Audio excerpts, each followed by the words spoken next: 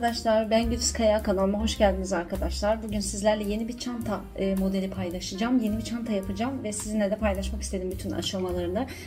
Hiç çanta yapmamış, yani bu tarz çanta hiç yapmamış birinin bile anlayacağı bir video yapmayı planlıyorum. İnşallah öyle olur, düşündüğüm gibi olur.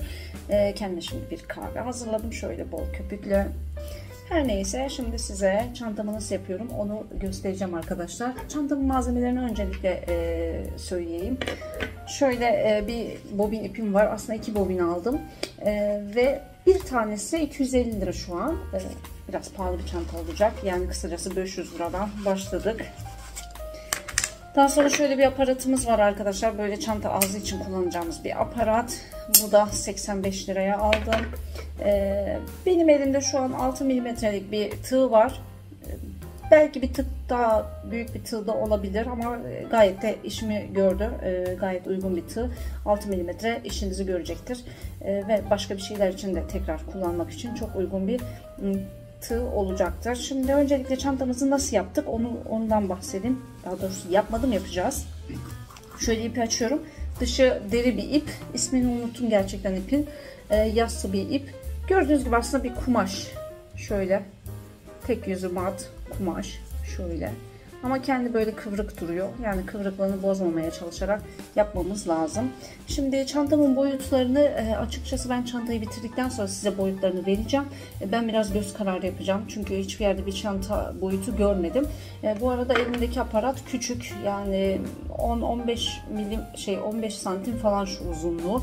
Yine ölçelim birazdan. Tekrar size ölçüsünü de veririm. Daha uzun olanları var. 25 santim gibi, 20 santim gibi bir şey. Onlardan da alabilirsiniz. Bakın, işin başlangıcını göstereyim. Şöyle ipimi elime sardım. Hiç bilmeyenler için anlatır gibi anlatmak istiyorum ki bazıları yapmak istiyor ama yapacak şekilde de bir bilgileri yok. Bakın şu parmağıma, bu arada farklı farklı örüş çeşitleri var, şekilleri var. Ben bu şekilde örüyorum. Şöyle parmağımı birleştiriyorum. Sonra şu iki parmakla ipimi tutuyorum. Sonra şöyle tığımı geçirdim. Bakın şu ucu, yani çeltikli ucu bana doğru bakıyor. Şöyle ipimi sardım ve iki ucunu bu sefer tuttum. Şöyle. Sonra döndürüp içerisinden geçiriyorum. Tam bir ilmek olmadı. Sadece birbirine dolandı. Önemli değil. Bir daha aynı şeyi yapıyorum. Bu sefer ilmek oldu arkadaşlar. Bir ilmek elde ettim. Sonra devam ediyorum. Çantanın öncelikle tabanını yapacağım. Bunun için böyle zincirler çekiyorum. Bakın, bu yaptığım işlem aslında zincir çekme. Bu arada elinizden geldiğince ortalama, yani standart bir zincir çekin. Mesela şu ilmeği biraz dar oldu, biraz çekti. Önemli değil benim için ama şu an bu işlem için önemli değil. Ama olabildiğince aynı formda, aynı esneklikte ilmeklerinizi bırakmaya çalışın. Bu şekilde öncelikle biraz zincirimi uzatacağım. Aslında çantanın alt tabanının genişliği olacak bu. Biraz daha uzatalım sanki. Göz kararı yapıyorum şu an. Biraz fazla uzun yapabilirim. İçeride kalacak fazla kısmı. Önemli değil o. Birazcık daha yapayım. Şu şekilde oldu arkadaşlar. Mesela şu uzunluğu kullanacağımı düşünelim. Şimdi işlemin devamını yukarıdan çekeyim en iyisi. Daha iyi anlaşılır olacaktır muhtemelen. Evet arkadaşlar, şöyle zincirimi çektim gördüğünüz gibi. Son bir tane de ilmek örüp yukarıya çıktım aslında. Şu ilmeğim aslında yukarı kısma çıkmak için kullandığım ilmeğim olacak. Daha sonrasında şuradan örmeye başlayarak devam edeceğim. Şöyle yapıyorum kısacası arkadaşlar. Bakın, sıram burada bitmişti. Bir yukarı çıktım ilmek örerek. Şimdi oradan devam edeceğim. Hemen önündeki ilmeği geçiriyorum. İpimi içinden çekiyorum. Şöyle bir şey oldu. İçerisinden bir daha ip geçirip bir öne geçmiş oldum. Sonra yine aynı şekilde bir önündeki ilmekten ip geçiriyorum. İpimi aldım. Tekrar bu iki ilmekten ip geçirdim ve bu şekilde ikinci adımımı atmış oldum. Üçüncü adım için hemen öndeki ilmekten tekrar geçiriyorum. İpi çıkardım. Yine ipimi geçiriyorum ve bu şekilde ilerliyorum. Şimdi bu sırayı bitireceğim. Köşeye gelince yine tekrar size göstereceğim. Yukarı sırayı nasıl tamamlayacağımı size tekrar göstereceğim. Evet arkadaşlar, şimdi son kısma geldim. Şu bir ilmeğimi Eğer üzerine son ilmem şu başlangıç ilmeğim, bunun üzerinden eğer örmeye çalışırsam açılabilir ip. O yüzden burada örmeyeceğim. Burada bitiriyorum arkadaşlar burayı. Şimdi üst satıra geçeceğim. Üst satır içinde şunu yapacağım. Bir tane yine ilmek alıyorum ve üst satıra geçmiş oluyorum. Şimdi çevirdim. Hemen önündeki ilmekten devam edeceğim yine aynı şekilde örmeye. Hemen ön taraftaki ilmekten ipimi çektim ve sonra 2 ilmekten geçirdim. Bakın şöyle bir ilmeğim var. Önden ipi alıyorum. Sonra bu 2 ilmekten ipi tekrar geçiriyorum ve bu şekilde üst sıramı da tamamlayacağım.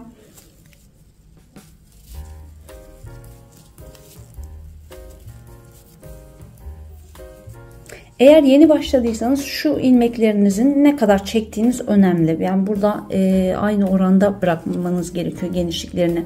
Veya şu içeriden şimdi çektiğiniz bu ilmek belli bir uzunlukta, yine darlıkta olacak ki orantılı, uniform dursun ürününüz, şekliniz.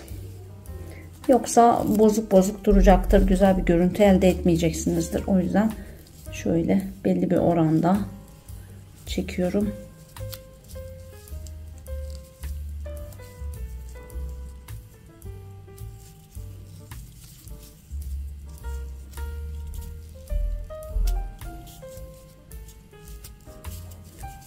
Deri ip olduğu için biraz örerken tabii birbirini tutuyor.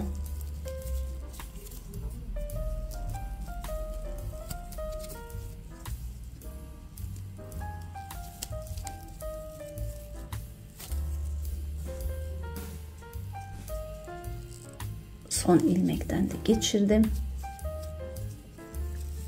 Ve şöyle ipimi de çekiyorum. Evet, sıramı bitirdim. Şimdi bir üst sıraya geçeceğim. Yine yaptığım gibi şöyle içinden geçiyorum. Bir ilmek oluşturdum. Yukarı çıktım kısacası. Sonra ters çevirip yine devam ediyorum. Hemen ön ilmekten devam ediyorum arkadaşlar. Bu şekilde.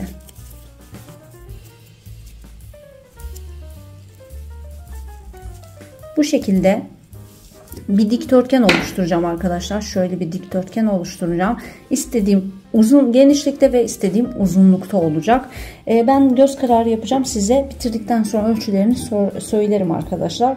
Ve elde ettiğim çantayı görmüş olursunuz. Ona göre siz de istediğiniz ölçüde veya aynı ölçüde yapabilirsiniz arkadaşlar. Ben şimdi bu şekilde sıralarımı devam edeceğim ve istediğim uzunluğa gelene kadar arkadaşlar.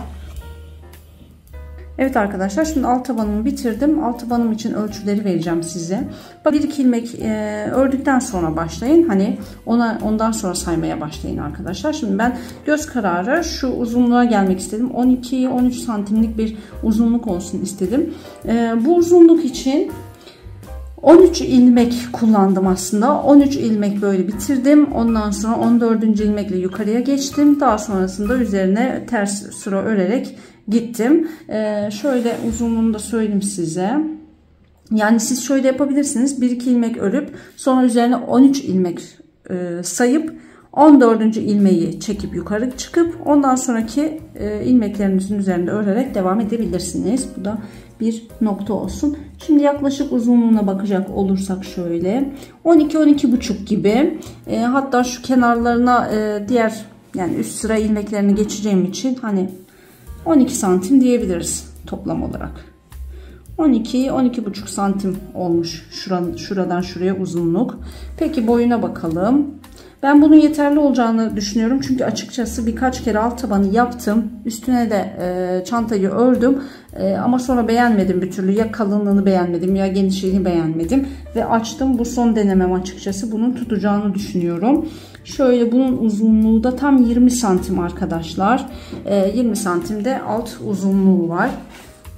Şimdi şöyle ilmeğimi bitirdim arkadaşlar. Şimdi son kez üzerine örüp şöyle geçeyim. Bakın bir üst satıra geçeceğim. Artık bu satırla beraber şöyle örüp tamamlayacağım arkadaşlar. Şu şekilde bu satırı böyle tamamlayacağım.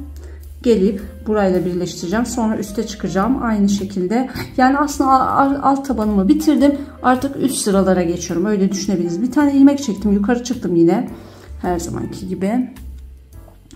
Şöyle örmeye başlıyorum.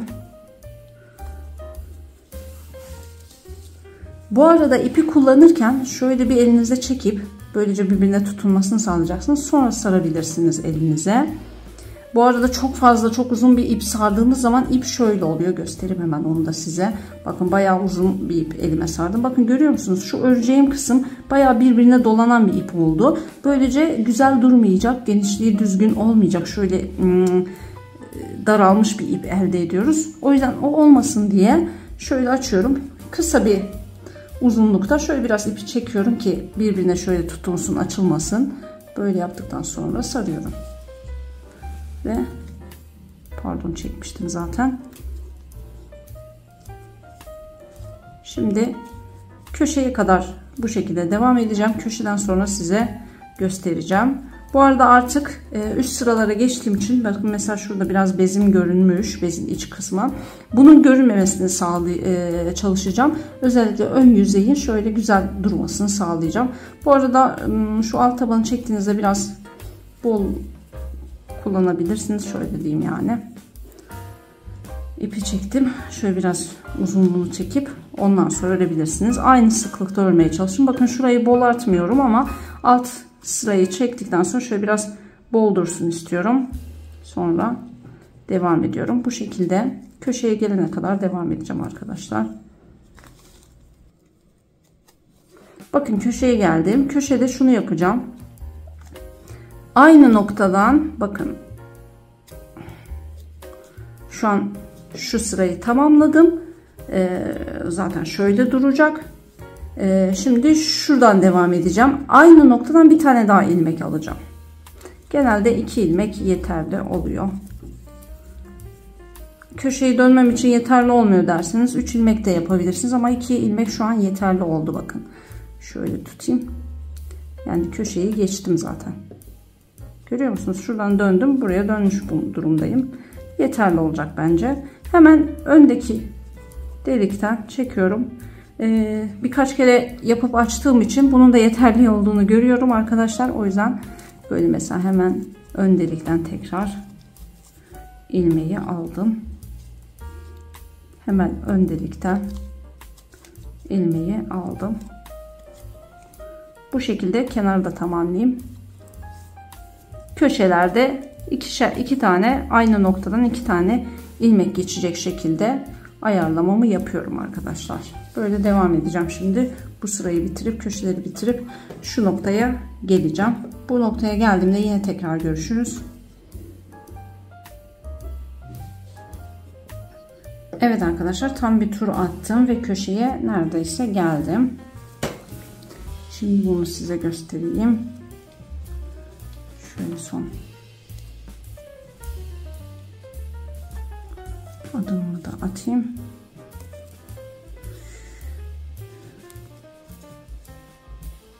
Bakın son köşedeyim zaten. Şimdi şu ilmekle birleştireceğim arkadaşlar. Sonra da bir tane fazladan ilmek çekip yukarıya çıkacağım. Bunu direkt bunun içinden geçireceğim. Şöyle çıktım. Şimdi bakın yukarı aslında sıralarımı bitirdim. Şimdi bir ilmek örüp bir adım böyle yukarı çıkıp sonra her zamanki gibi örmeme devam edeceğim arkadaşlar. Şöyle yaptım. Şimdi önümdeki adımdan ilerleyeceğim. Her sıramı tamamladığımda aynı yöntemi uygulayacağım. Böylece mesela sonraki sıraya geldiğim zaman şunla birleştireceğim. Sonra bir adım örüp yukarı çıkacağım. Sonra üstten devam edeceğim yine aynı şekilde. Şimdi böyle devam edebilirim. Bilmiyorum ne kadar anlatabildim bunu. Artık bu arada çantanın şu yüzüne dikkat ediyorum. Yani bu yüzünün güzel ve düzgün olmasını, sürekli orantılı olmasını sağlamaya çalışıyorum. Standart olmasını sağlamaya çalışıyorum. Bakın mesela köşeye geldim. Artık ekstra bir şey yapmam gerekmiyor. Yani köşeye gelince ekstra dönmek için bir şey yapmam gerekmiyor. Çünkü şimdi artık köşeyi oluşturmuşum. Artık sadece önümdeki her sırayı normal takip edeceğim. Herhangi bir köşeye gelince yeni bir hamle yapmam gerekmiyor. Şimdi böyle köşeyi normal dönüyorum. Bir arttırma bir şey yapmıyorum artık. Hemen önümdeki ilmekten devam ediyorum.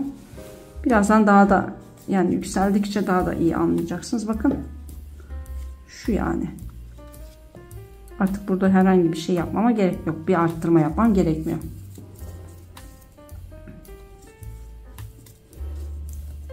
Ama ilk sefer alt sıramı tamamlarken orada aynı noktadan 2 tane geçirerek köşeyi dönmeyi sağlamıştık. Böyle devam ediyoruz. Evet arkadaşlar, şöyle yükselttim çantamı. 14 sıra kadar yükselttim arkadaşlar. 14 sıra kadar yukarıya çıktım. Şimdi ne yapacağım? Şuraya yaklaşık olarak bir form verdim ama nasıl yaptığımı göstereyim arkadaşlar. Şu şekilde iki tarafından çektiğiniz zaman çantanın tam ortasına gelecek şekilde çektiğiniz zaman mesela şuraya bir ilmek atalım. Ben tokamı takacağım. İsterseniz buraya herhangi bir ip geçirebilirsiniz. Şu noktaları belirlemek için. Ve bakın şöyle göstereyim. Şu nokta ve şu nokta. Bunu belirleyeceğim burada. Bu noktalara gelince şunu yapacağım arkadaşlar. Bu noktalara gelince şöyle pilesini ekleyeceğim. Şimdi ben göz kararı baktım. Tam olarak genişlik işime yarayacak genişlikte. Sanırım yetecek. Şu şekilde bir pile atabilirim. Bu şekilde pile atacağım. Şimdi ipim nerede? İpim burada arkadaşlar. Buradan böyle geleceğim. Son sıramı atacağım. Yani 15. sıramı atacağım. Şimdi zaten bakın hep tabii bu örgüyü örerken birleştirme yerinde böyle çapraz çapraz gitmeye başlıyor. Çünkü ne yapıyoruz? Her bir adım ön taraftaki, yani bir ön taraftan başlıyor. Kısacası böyle bir şey, yani şurası aslında benim birleştirdiğim nokta. Mesela burada üst sıraya çıkmışım. Gördüğünüz gibi üst sıram. Biraz sonra geleceğim ve burada tekrar şurada birleşim yeri olacak. 15. sıramı öreceğim. 15. sırayı örerken şurayı şöyle boş geleceğim. Şunu şöyle pileyi oluşturup pilinin üzerinden şunları birleştirerek öreceğim. Şimdi göstereyim size hatta. Yani aslında şimdi pilemizi oluşturacağız.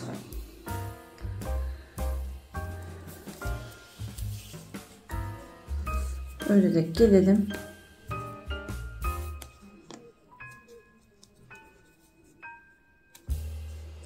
O noktaya.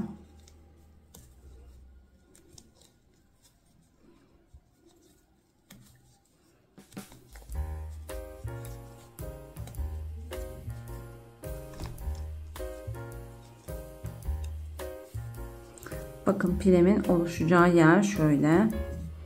Burayı böyle alıyorum. İçinden geçiriyorum. Şimdi şu noktayı ta şuradan geçirip ve şu arkadan geçirmem lazım. Bakayım şöyle, evet. Şuradan geçirmem lazım. Ve sonra ipimi çekiyorum. Ve şöyle örgümü bitiriyorum. Şimdi ikinci kısmı yapalım. Şunu da birleştirelim. Tokayı şimdi çıkarabilirim sanırım şuradan. Bu arada toka yerine ip kullanabilirsiniz. Ya da bunların ilmeçler var böyle hazır. Onları da kullanabilirsiniz. Böyle örgülerde kullanmak için. Şunu şöyle geçireyim ya da nasıl yapsam. Böyle daha doğru galiba olacak.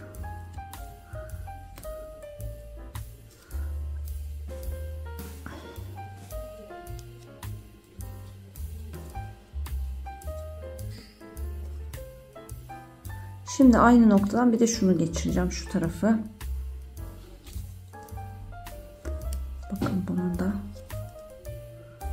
şu tarafını geçireceğim yine aynı noktadan.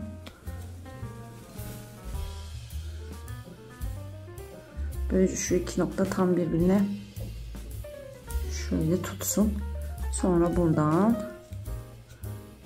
ve şuradan geçiriyorum.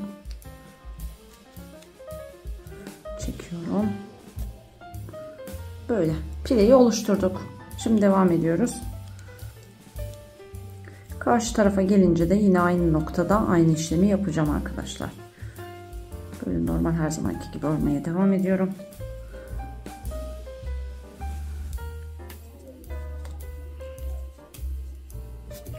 Bu arada kameranın önünden çekmek istemiyorum ama bazen ister istemez odakta olmadığımı fark ediyorum. Çünkü bu şekilde pilemiz oluştu. Şimdi karşı tarafta da aynı yerde pile yapacağız. Bu arada pilemiz doğru yerde mi bakayım. Gerçi Hani tam ortaya odaklanarak baktık. Doğru yerde ya. Bu şekilde devam o zaman. Evet, ikinci pilemizin yerine de geldik. Şimdi burada yapalım aynı işlemi. Şöyle katlıyorum. Zaten tam ortası şurası. Şimdi gerebiliriz. Evet, çekiyorum ve şöyle içinden çekiyorum. Sonra şuradan da sokuyorum. Ve şu noktadan, tam tokanın olduğu noktadan bir daha çekiyorum. Şimdi pilenin bu tarafına geldik. Şöyle düzenleyeyim. Evet, burada da yine şu noktadan sokuyorum arkadaşlar. Şu uç kısmını alıyorum böyle tek bir ilmek. O ilmekten giriyorum ve şu az önce tokanın takılı olduğu ilmekten çıkarıyorum. Buradan bir çekiyorum. Yani aslında şu ilmeği bu taraftan çıkardığım noktadan, yine burada da aynı şekilde aynı noktadan ilmeği alıyorum. Sonra hemen önündeki nokta şöyle koydum gördüğünüz gibi. Yani şurada aslında 1 2 3 delik var. 3 delikten alıyorum. Orta delikten hem şu ilmeği hem şu ilmeği geçirdim. Böylece daha birbirine yakın dik dursunlar diye. Eğer bir yanındaki delikten geçirecek olsaydım şurada bir aralık olacaktı. Sonra normal yine devam ediyoruz. Şurada sıramızın bittiği yere geleceğiz, birleştireceğiz ve orada ipimi koparacağım. Ondan sonra bursuma çantamı monte edeceğim. Sonra küçük bir hile yapmayı düşünüyorum. Onu da sizinle paylaşacağım şimdi. Evet, şimdi bursumuz burada. Benim bursumu söylemiştim. 14-15 santimlik bir burs. Zaten en küçükleri böyle olacak. Şimdi ben şu kenarları noktalarını da birbirine eşitlemek istiyorum. Şöyle olacak. Yani şu nokta. Diğer ise bu nokta arkadaşlar. Yani tam tabii şurası şu an pile olduğu için tam anlaşılmıyor ama aslında tam bursumun ölçüsünde arkadaşlar. Yani böyle. O zaman bursumun ölçüsünde olacaktır. Bu arada bursun şu kısımları şuraya gelecek. Burada aslında şöyle 3 ilmeği hiç ellemeyeceğim. Şuraları takmaya başlayacağım arkadaşlar. Bunu da söyleyeyim. Şimdi şu üçüncüden arkadaşlar ipimin ucunu içeri çekeyim.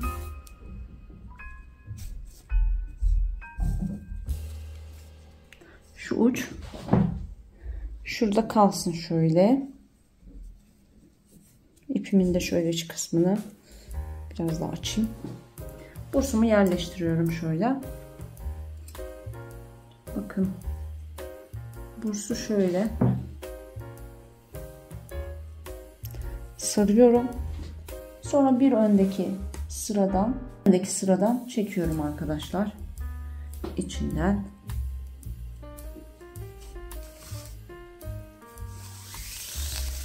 Dikiş yapar gibi ipi sonuna kadar çekiyorum ve çıkarıyorum arkadaşlar.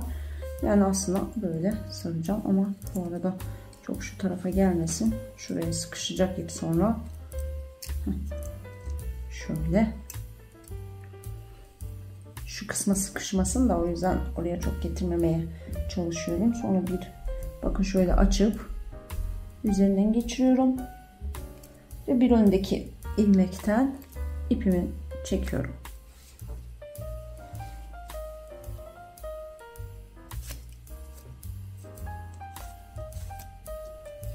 Bu arada ipimin uzunluğu 1,5 metre gibi bir şey.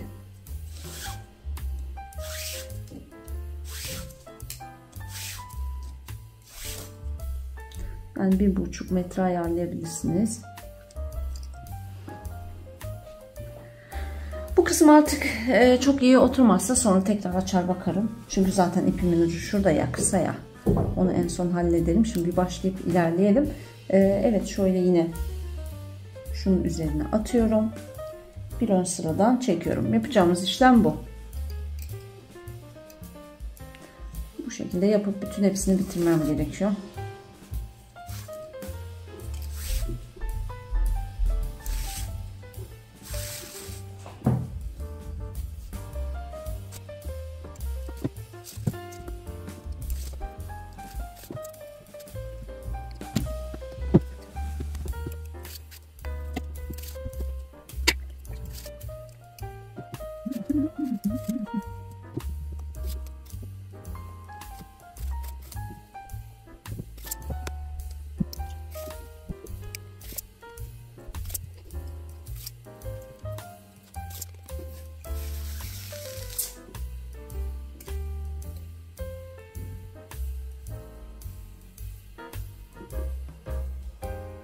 Yine burada arkadaşlar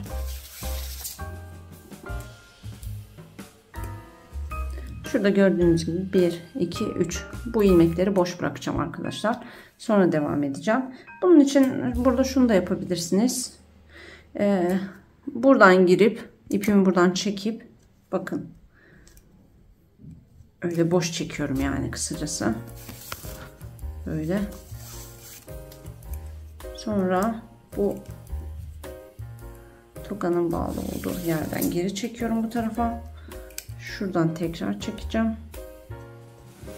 içeriye.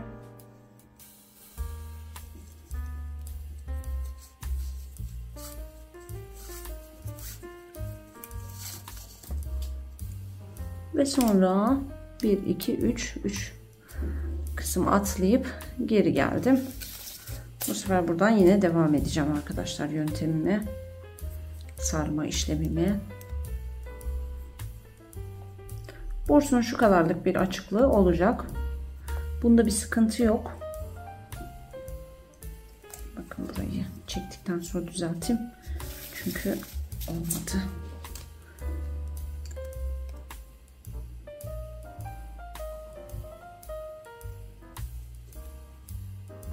Şöyle yapayım en iyisi.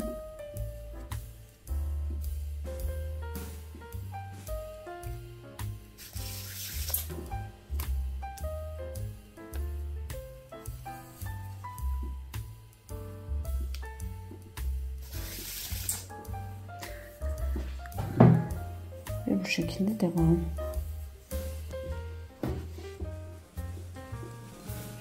Evet arkadaşlar, şöyle son kısma geldim gördüğünüz gibi. Şimdi bu ipimi bu taraftan içeriye çekeyim. Hemen şuradaki tokanın oradan tokayı da çıkarabilirim. Bu tokayı da çıkarabiliriz. Daha sonrasında bu ipleri birbirine bağlamayı düşünüyorum. Açılmasınlar diye. Bu şekilde bağladım. Evet arkadaşlar, çantayı bitirdim gördüğünüz gibi, sağını solunu şu şekilde kapayabiliyoruz. Şimdi ben biraz elimle form verdim arkadaşlar. Elinizle form vermezseniz yamuk yumuk durabiliyor. Şu kısımlarını biraz şöyle biraz uzun tutabilirsiniz. Daha sonra şöyle düzeltirsiniz. Yani yoksa şöyle göstereyim. Ben de bir başta korktum, bayağı formsuz bir şey mi oldu, güzel olmadı mı diye. Bakın şu köşeleri şöyle biraz içeriye doğru itin. Yani bu tarafta kalsın. Sonra kapayın.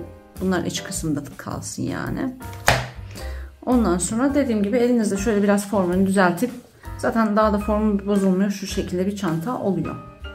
Şimdi ben bir şey istiyorum arkadaşlar. Şuradan şöyle bir örgü geçmek istiyorum. Bunu da nasıl yapacağım göstereyim yine. Şöyle biraz açayım. Şuradan şu kısma kadar ve buradan bu kısma kadar örgü yapacağım. Şöyle ipimi tutuyorum. Bir ilmek kadar örüyorum. Bir ilmek kadar örüyorum. Sonra bu ilmeği tam şuradan dışarıya çekeceğim. Bakın çektim. Sonra bir önden ilmeğimi tekrar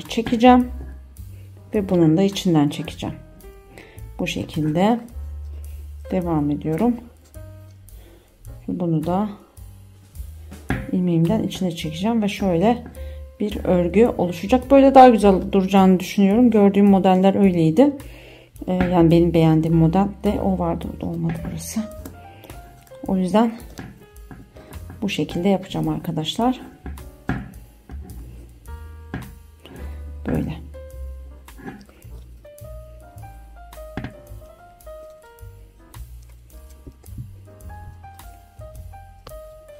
Ben bu şekilde daha çok beğenmiştim.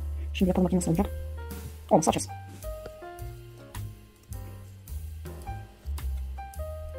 Böyle.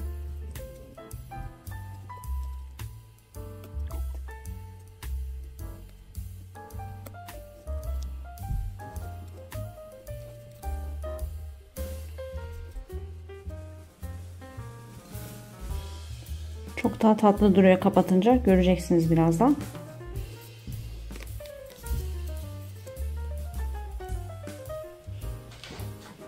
Evet arkadaşlar. Evet arkadaşlar, şöyle bitirdim. Bakın. Ağız görüntüsü böyle oluyor.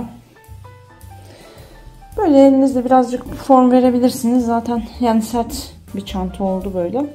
Kalıp olarak. Artık bozulmayacak kalıbı. Bu şekilde bir çanta. Ben bu şekilde oluşunu, yani şöyle bir örnek görmüştüm internette. Onu daha çok sevmiştim. O yüzden bu şekilde yaptım arkadaşlar. Bu tarafı da aynı şekilde. Şöyle şurayı şöyle tutabilirsiniz. Şimdi bir de buna askı takacağım. Ayrıca altın sarısı bir zincir aldım. Zincirle kullanabiliriz. Şöyle tek başına elde zor çünkü. Yani şurası biraz geniş çünkü. Şöyle. Neyse, zincirimi de takıp size örneği göstereyim arkadaşlar. Evet, çantamız bu şekilde oldu arkadaşlar.